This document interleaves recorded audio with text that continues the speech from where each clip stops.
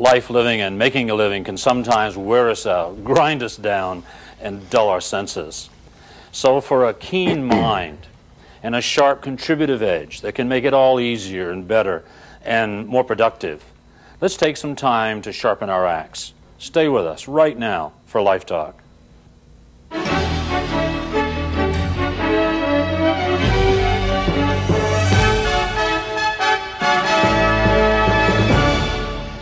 Hi, this is Bern Moses, and you've just either surfed to or purposely selected Life Talk.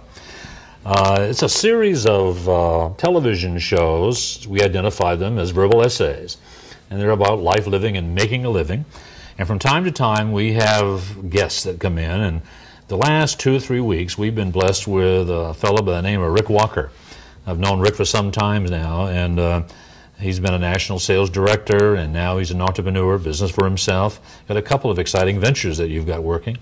And I know that these things that we've been talking about have been familiar to you because you've been in and around these kind of environments in the past.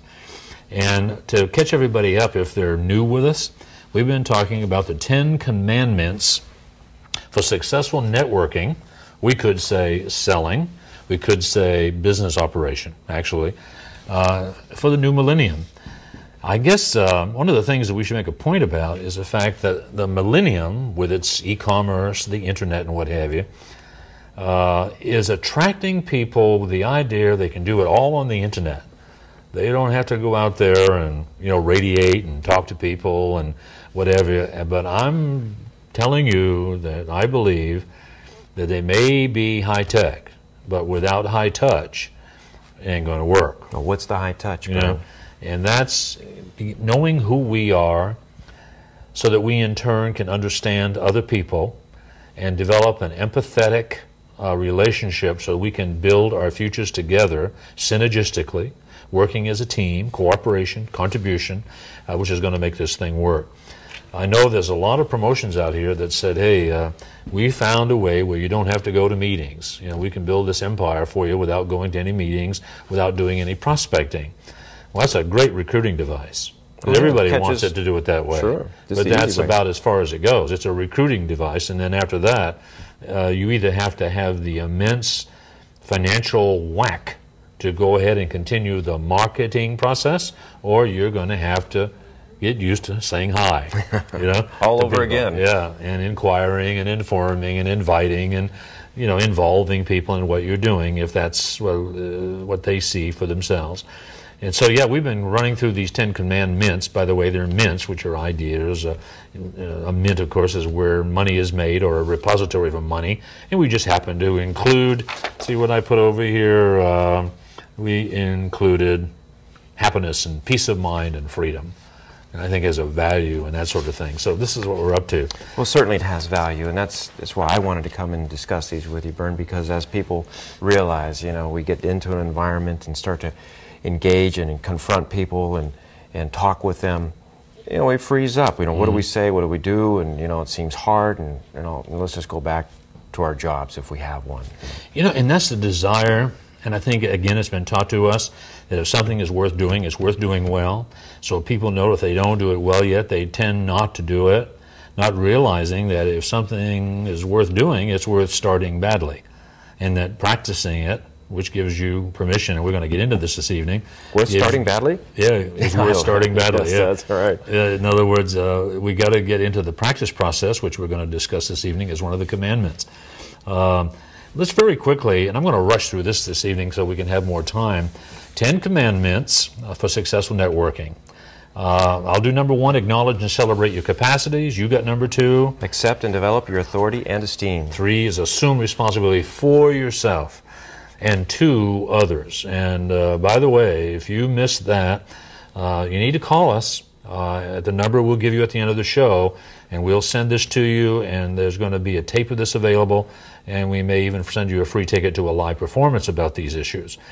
Assume responsibility for yourself and to others. There's a major, major difference, and they're the marks of leaderships.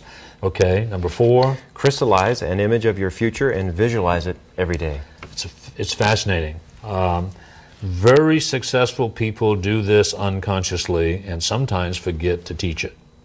The average person, 95% of the people do not crystallize images for their future, except those that might be worry or wonder or wishing.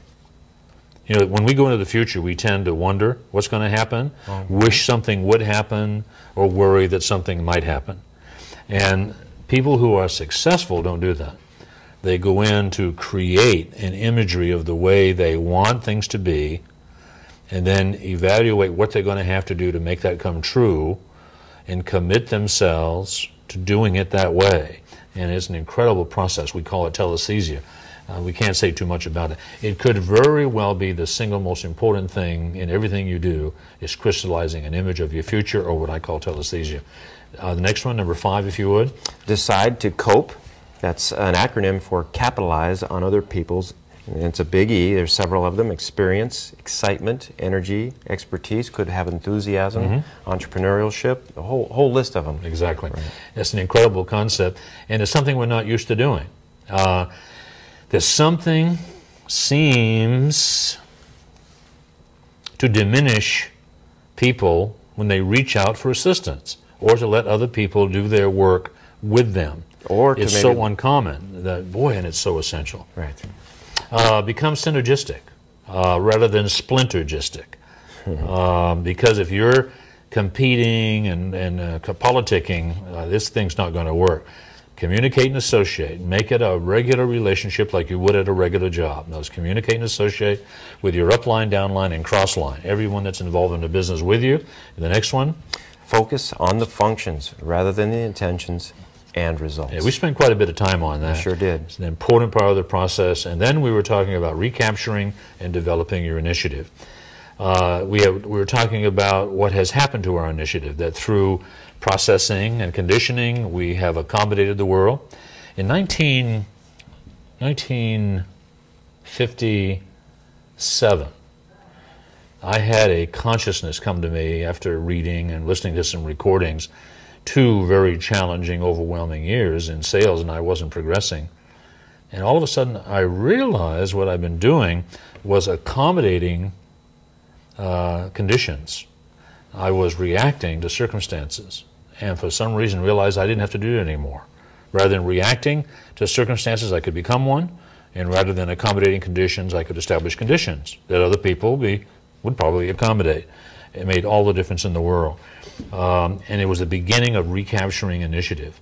I want to spend some more time on that too, even though we're going to be rushed for time. It's an important one because it's one that I have to share, and I think everybody might admit in the privacy of their mind, we all struggle with it. Oh, no question. It's a struggle. I found a key. This thing is absolutely incredible. When people use it, I've never seen it not work. Never have seen it not work. If a person finds themselves lingering, procrastinating, avoiding, you know what I mean, not being productive, I would suggest you say, okay, what are the productive functions of your business? Now, in networking or in selling, it's going to be prospecting. It's going to be initiating that contact with a lot of people in the sifting and sorting process to see who might be interested in what you're doing and are prepared to make a decision to do exactly that. I mean, it's a process, there's no question. The idea of most people having to go out prospecting is overwhelming if they've never done it. I mean, Mama told us not to talk to strangers. Guess what? Yeah, and when people call us, we have tended sometimes in our impatience or anxiety or fear to brush them off or to avoid them. And so we know, therefore, that's what's going to happen to us. And so there's a natural anxiety about this initiative process. To recapture that, one thing I realized years ago, that it's about anxiety, okay? And anxiety is a disguised fear. In other words, they're afraid, so they don't, they freeze up. So what I did was, let's take this process and break it down. Let's say we're going to do phone calls. Oh, I mean, I got to get on a phone. Break out the 50-pound phone. Yeah, it's just terrible. Oh, yes. But let's look at it for a second. We know that if we know when we're going to start, we have a better chance of starting. Like if you say, well, I'm going to make some calls today, it may never get done. Could be the morning, the afternoon. Yeah, you may never. But if you say, I'm going to start making calls at exactly 9 o'clock, and I don't mean 5 minutes till or 5 minutes after, but 9 o'clock, you've got a much greater chance of doing that. Let's examine what can happen when you do that. At 9 o'clock, let's say you say, well, I'm just going to do this for 1 hour. It's 9 to 10. It's called compartmentalization. There's something about compartmentalizing that makes the process a little easier, Then, because there is a point of, I'm done. Yeah. It's a win. Okay. You're going to dial some numbers, and you don't know what's going to happen, and that's what's creating the anxiety. But let's examine what can happen, okay? For example, what's the least thing that can happen when you dial a number that shouldn't be a problem? It's a no contact. Yeah, nobody's there. In other words, no contact, which could mean busy signal, disconnected number, a machine. Yeah, voicemail. Any number of things, okay? However, let's be honest about it. Dialing that number, did it take some time? Yeah, it took energy. And by the way, time and energy is our life. It took a chunk of our life to do that. Did it take some courage? I think so, yeah. And so having done it, why in heaven's name don't we take some credit for it? All you got to do is make a mark. Make a mark. And when you make that mark, Rick, people scoff at this, but I'll tell you, when you make that mark, you create energy. You reinforce courage, because that's a completion, and completions do that. It's a completion, isn't it? I mean, you dial a number, and you got a consequence, no contact. Whew, good. Small as it may be, the truth is it really is a completion. Dial another number, another no contact. Doesn't take long to make a mark. Okay, now, what's the worst thing that could possibly happen having dialed the number? The worst thing, let me see, the brush off. The brush off, yeah. In other words, we've got to put brush off in here. Now, brush off, I think we have to be candid that when you identify brush off, we're talking about a pretty serious event here. Who are you? Why'd you call me? Where'd you get my number? Get off my line. Don't ever call back, slam. You know what I mean? That would qualify. That takes some time, takes some energy. Huh? Yeah, it sure did. It's a chunk of our life. Did it take some courage? Yes, we should take credit for it. And we endured it. Yeah, and we endured it. So you should take some credit for it. When you make that mark, however, it is a completion. It's over. And some people say, well, why would you keep a record of such a negative experience? Well, what's the answer to that? Personally, I just say it was done. I made the effort and energy. Okay, the thing we're going to find out by keeping the record is that it happens so seldom, it should not be a consideration in our process. After you tally up all these marks? Yep, it's minimal. It's very minimal. Minimal, and yet it's the one thing that keeps us from processing, from functioning. Yeah, but to identify it is a powerful thing. Now, our mind has turned that all around. Yeah. Looking at all these large number of brush-offs. We dial another number, no contact. We dial another number, and what might happen? Well, I call it a check back. A check back is where, as a sensitive human being, you hear something on the other end of that line that you know somehow you have interfered. In other words, maybe the baby's crying, or maybe you can hear conference going on, or a lot of phones ringing. And I'll tell you, you can say, yeah, I'll tell you what, it sounds like it's pretty busy over there. Let me get away, check back, and catch you some other day, and just hang up. It takes a little command to do that, some objectivity, because it's easy to go into robotic mode and say, I got him on the line, you're going to hear my story, whether you like it or not. In fact, some people teach that. I mean, boy, don't ask for time, take it, and what have you. But I'll tell you, if you say, hey, it sounds like you're busy there, let me get away and catch you another day, and you hang up, you can call those people back in a day, a week, a month, and maybe even a year, and I'll guarantee you they'll remember you. It's something about a voice and that gesture that's memorable to people. And they genuinely appreciate that moment that you let them go away for a good reason. I would say in a check back, too, you don't say, well, is there a time that's better to call? Or this kind of, you're just taking their time, and you're not going to get a good answer anyway. But it's called a check back. Okay. Dial another number, get another no contact. Dial another number, get a check back. See, okay, dial another number, what might happen? Well, in this case, there may be a communication. I call it communication, which means I get a chance to visit, I tell them who I am, what I'm doing, and I find a little bit about them, and it leads nowhere. Okay, I mean, that's okay. leads nowhere. It's a communication, okay? Dial another number, no contact. Okay, another number, check back, another communication, dial another number, and this time you may have a call back. This is where you visit with them, they want to discuss it with someone else, maybe you've made an appointment with them on the phone, whatever, but you're going to call them back. Another number, you might get an appointment, okay? You might get an appointment, or you might send them some literature. Send literature. You understand that these are progressive. Each one is a little bit more productive than the one before it. I'm building up here. Okay. It might even be, I suppose, that you could get a referral. Well, that's pretty strong. You know, I just have a comment on the appointment. Years ago, when I first started cold calling, I actually was quite surprised to find out it wasn't that tough to get an appointment. No. You know, I mean, of that list there, Uh-huh. you know, saying, oh my, an appointment, you know, it's really not that. That's right. Yeah. I tell you one thing, too, I wish we had time to discuss it, that even more powerful than an appointment is permission to drop by. That's worth a whole show, because it sure changes the whole complexion of this kind of business. Permission to drop by. It's amazing how much more in command it puts you in of your own life. It's just amazing.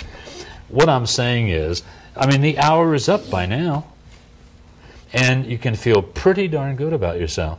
And now, if you want to, you can say, okay, 10 o'clock, here I come, to 11. So esteem has risen because we feel good about ourselves. Exactly. We're rotating into more authority. Exactly. Yeah. And This is called an initiative journal. No names and addresses, it's just an initiative journal. I've had people in the past where I said, look, don't worry about anything. Just make marks on the paper. Just make marks on the paper. Just, you know. And after a while, there's something that happens in the mind that says, if we're going to do this and make marks on the paper, let's do it well. And then things begin to get into focus, and the efficiency levels go up, initiative is recaptured, and I'll tell you, anybody can give you these numbers at the end of the year is going to be a star, a superstar. There's a real consciousness about it. Exactly. Now, after a while, I can see this might be a tedium, you know. After a while, set it aside and work without it. But if you don't work without it, what should you do? Go right back to the initiative journal again. It's a discipline. Yeah. It's a good process. It's one way of recapturing your initiative in every part of the process. Recapture and develop your initiative, terribly important. Number 9, find your pleasure, your pride, your power, progress, and peace of mind in the practice process. Now, how can practice give peace of mind? Well, because we don't do anything at all well that we weren't embarrassed about doing in the beginning. Everything started badly for us. Eating, walking, you know what I mean? Tying shoelaces, driving the car, dressing ourselves, all of that started very clumsily. And if we're going to make progress, the practice process says you have got a permission. So you have practice here. You've got a permission in there, and a premise, and a promise. Now, we've got some people who watch the show and have been for the last 3 years. They're already going to say, oh, yeah, here we go again. But it's good. We need to go again. Over and over again, we've got to remind ourselves. Well, we're practicing. That we're practicing. That's all I'm doing this evening, which gives me permission, by the way, to mess up. It's okay to be a little bit clumsy and inept and inadequate and maybe occasionally even inappropriate. And sometimes when I watch the show later, I go, oh, jeez. I didn't make that gesture. I didn't do that. And I've had some real major faux pas on this show. But, you know, I gave myself permission for that. Because if I wasn't willing to be clumsy, I probably wouldn't bother, wouldn't even be here. The premise is, man, you got to stretch. You got to keep stretching. And the promise is you're going to get better. You're going to get better. Hopefully so, but it... Never perfect. See, practice doesn't make perfect, but it does make for better and better and better. And I think that's terribly important that we find our pleasure, once again, our pride, our power, and our progress, and there's a peace of mind if we're practicing, particularly if we're keeping a record of it. Satisfies the conscience, doesn't it? Oh, absolutely. Yeah. But what about Nike says, just do it? What are they saying there? Oh, I know. They made, you know, they made $1 million off that. Yeah. You know, I wish they'd have said, just practice. Oh. I'd have felt a lot better about that. I think yeah, just practice. Because I'm not ready for my Super Bowl yet. or my World Series. Yeah, time is a premium. It's rushing on us. But I think this is terribly important. And then number 10, let's kind of labor over honor and utilize the law of accumulation. What a tragedy that most people aren't as conscious of this as they might be. Law of accumulation. One way of illustrating that, and I'm as guilty of this as anybody, but we have a tendency of either not knowing or not acknowledging the fact that if we do the appropriate things occur. You do the appropriate things and appropriate things occur. Appropriate things and appropriate things occur. You do the wrong thing, you're ineffectual, you're inept. Sometimes you can go all the way back, There's a tendency to say, oh, geez, oh, well, I'll do the right things happen, do the right things happen, do the right things happen, make a mistake, and I'm all the way back here again. Then I'm going in this direction. Follow what I'm saying? Little realizing that up here, once we went back, you say, okay, if you do the right things happen, do the right things and the right things happen. Follow what I'm saying? Because there is a factor or a law of accumulation. I wasn't too conscious of this myself. So I began to wonder what is going on out here. When I was in traffic, and you're driving down the road, and all of a sudden you're at a standstill on this 3-lane highway or 4-lane highway.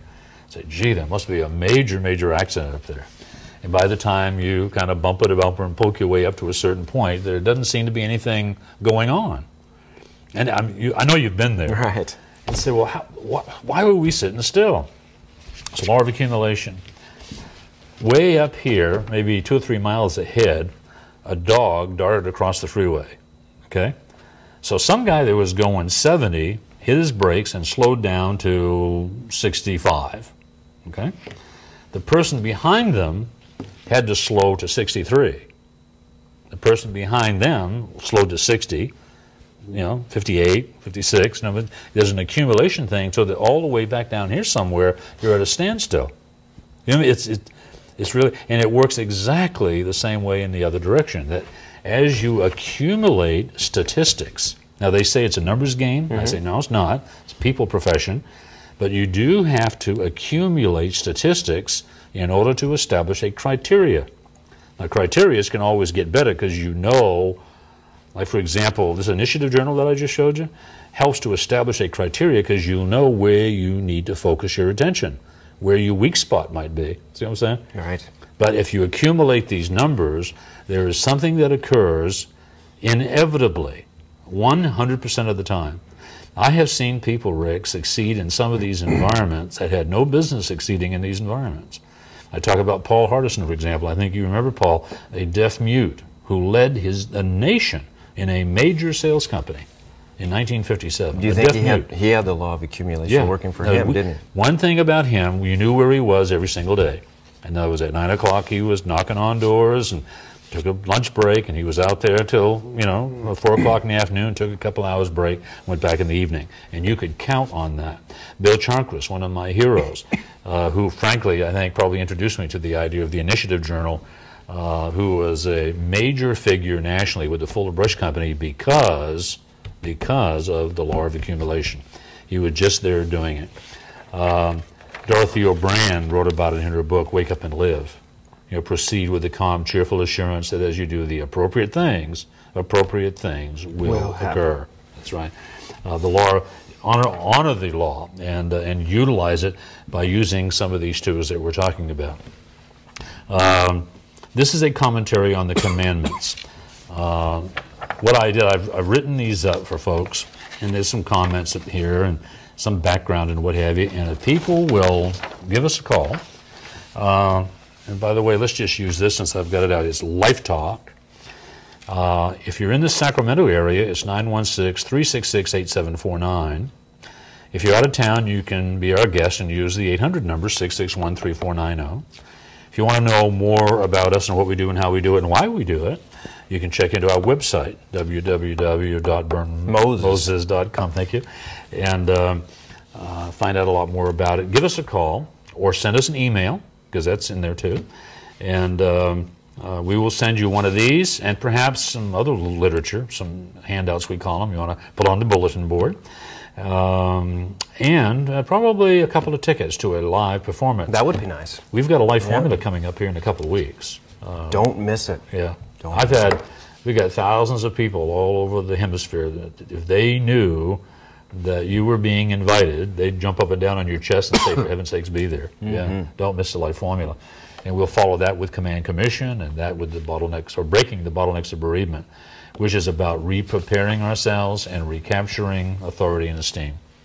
And there is no question in my mind that it can have a contributive force, or be a contributive force in the development of your business. Anything you'd like to say before we throw you out of the studio? I'm going to get thrown out. It's just been a pleasure being with you, Bern, and going over these commandments. I've been a student of yours, and I've had a chance to apply these myself in my life. And not all of them are easy to apply, but with a consciousness and a practice and the willingness to be, enter that practice process, it's amazing the results that one can start to see.